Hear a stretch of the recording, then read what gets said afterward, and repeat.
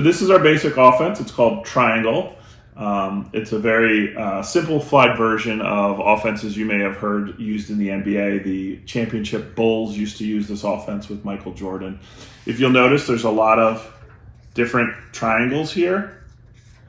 This is a great way to attack a defense. One of the advantages of this offense is that we can use it against a man-to-man or a zone. The other thing I like about this offense is it's not a patterned offense. So you don't have to follow a very rigid set of movement or motion. It allows each player to kind of play into their own different strengths. It allows players to kind of learn to play the game using creativity, taking on their opponents one-to-one, working on skill sets. The guards and wings are allowed to kind of attack the perimeter more, while the post players are allowed to kind of work their way inside and get the ball in and out. We have a number of different movements, screens, and exchanges that we teach, but we often tell players, if you don't know what to do, just have fun. What we're essentially saying there is play basketball. The second thing to do after having fun is to recognize spacing. So basketball is a game of time and spacing, and we are really looking to kind of maintain this spacing with our triangle offense. So this is our half-court spacing, but a lot of times we'll find when we're playing a team with an aggressive defense, the point guard may struggle a little bit to enter the ball into the offense, into the half-court set. So a lot of times we'll call high wing. High wing basically means we want our wings to come up to relieve some pressure to give the one some options to pass. The 5 position, and 4 and 5 are interchangeable here. We call the high post the anchor, and the corner position, the rabbit. The rabbit can move back and forth along the baseline looking to get behind the defense. In high wing, the 5 is going to also come up here. The 1 or the 2 and the 3 are going to look to go back door because they're spreading out the offense, and then V-cut back to get the ball. If we see that they're really overplaying and we can get back door, the 1 should look to do a little bit of dribble penetration and make a pass to back door. We're also looking to hit that high post. The high post, the number one rule when the ball goes into the high post is that post player squares up to see the basket, and then we're looking to make cuts to the basket. The 4 looks to dive in. In a high pressure, overplaying defense, the way to beat this defense is to really try to get some horizontal movement, zigzag that pass to the wing, and then maybe back into the 5 and looking for either the back door or the 4. Move the defense horizontally, make the defense move, and we can attack the basket against the pressure. This is high wing. So here's our offensive set again in the half court with the point guard, the 1, having the ball up top. The 2 and 3 wings are interchangeable. Usually what we want to do is balance the floor. So if the 4 is down here, we'll fill the opposite position first, running the floor, and the 2 or the 3 will fill the opposite side. We call this the strong side since we're overloading this side with the 4. The strong side can switch if the 4 wants to rabbit across. We call the 4 down here the rabbit, and the 5 the anchor. Again, the 4 and 5 are interchangeable. The 2 and 3 are interchangeable, and once the offense is entered, the 1, 2, and 3 are all interchangeable. So for the 5, we don't want the 5 to necessarily start at the high post. A lot of times we'll have the 5 start down low so that they're not engaging the defense, kind of look to post up, and then flash to that high post so that they're open for the ball.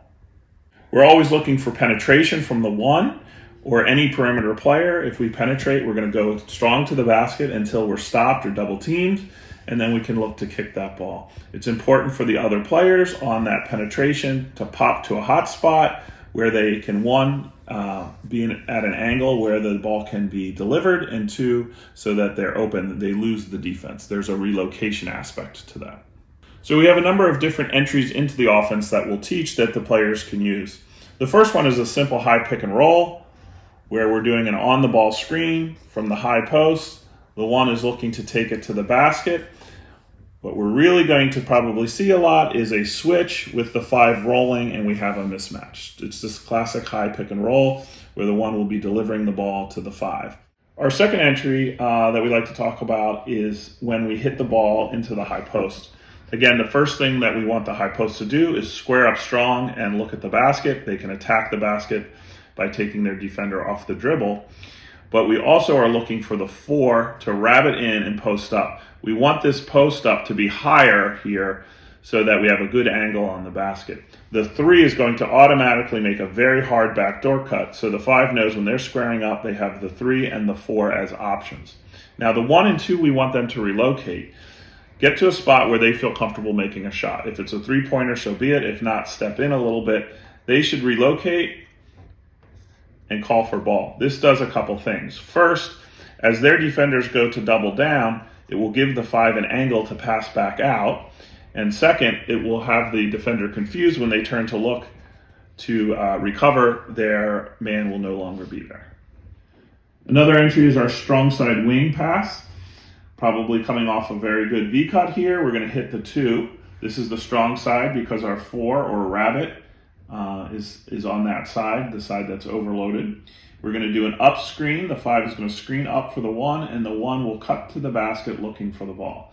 Now we have a saying that short people are welcome in the lane to visit, but they're not allowed to stay. We want the 1 to cut through and get back out to the wing if there's not there, because we're looking for a switch here where the 5 is rolling to the basket with a mismatch with the 1's defender. The 5 is going to post up very strong, and we're going to look to enter the ball there. The 3 is then going to be flashing to the ball. If we don't have this, we can reverse it, and the 1 is coming back out. The 1 could be there for another reverse or a shot. At all times when we're reversing the ball, we're looking for the post players to really pin or seal their man so that they can get a post entry pass off the reversal.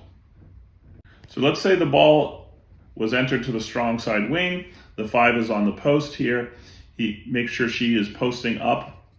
The player should be posting up on that first hash above the blocks. We want them high, not to get too far below the basket. We're looking to make that post entry. If, like I said, the ball is reversed back, they're pinning, or if the defender's playing the high side, we might want to try to hit the 4 in the corner. 4 will be V-cutting, and we're looking to, again, enter the ball into the post from the corner. Ball's in the corner here. From the 2, we can have the 2 screen away. If that post entry isn't there, the 3 is going to come off the screen, and we're looking to hit the 3 off the screen.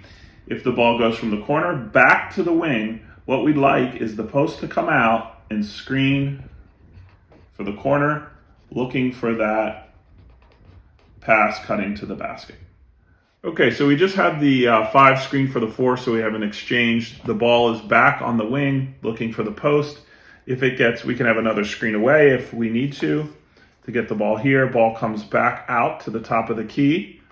4 goes to the high post. We've actually exchanged. The 4 and 5 have exchanged, but we're right back into the offense with the 3 perimeter players working their screens and their perimeter movement, and the 4 and 5 exchanging. So another entry we have is the weak side wing. So that's the wing without the 4. The ball gets passed to this wing, and what we're looking for is 2 away screens. So the 5 is going to screen away from the 4 for the 4, and the 1 in this example could screen away from the 2. The 4 is going to decide to come high or low. If they go to the low post, the 5 will roll back to the high post.